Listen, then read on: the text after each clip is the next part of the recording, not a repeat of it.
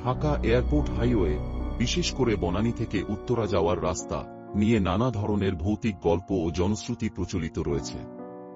এই সড়কটি শুধু দুর্ঘটনাপ্রবণই নয়, এটি নিয়ে অলৌকিক কাহিনীগুলো এতটাই জনপ্রিয় যে অনেক চালক রাতের বেলা এখানে একা চলাচল করতে ভয় পান। এই রাস্তার সবচেয়ে প্রচলিত ভৌতিক গল্প হল সাদা শাড়ি পরা নারী নিয়ে।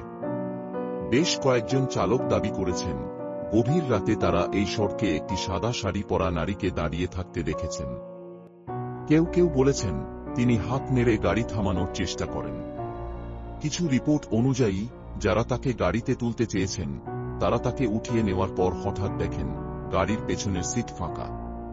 কেউ কেউ বলেছেন, তিনি গাড়ির সামনে হঠাৎ এসে দাঁড়ান, আর চালক ভয়ে বা ধাক্কা এড়াতে নিয়ন্ত্রণ হারিয়ে দুর্ঘটনার শিকার হন। দ্বিতীয় যে ঘটনাটি প্রচলিত, অনেক ড্রাইভার অভিযোগ করেছেন যে হঠাৎ করে তাদের মনে হয়েছে সামনে কেউ দাঁড়িয়ে আছে বা রাস্তা পার হচ্ছে, অথচ বাস্তবে কেউ ছিল না। তারা দ্রুত ব্রেক কষেন, কিন্তু সামনে কিছুই থাকে না। এমনকি সিসিটিভি ফুটেজেও কিছু ধরা পড়েনি। এ ধরনের অনুভূতির কারণেই অনেকে মনে করেন, এখানে অতৃপ্ত আত্মারা ঘুরে বেড়ায়, যারা চালকদের বিভ্রান্ত করে দুর্ঘটনার দিকে ঠেলে দেয়।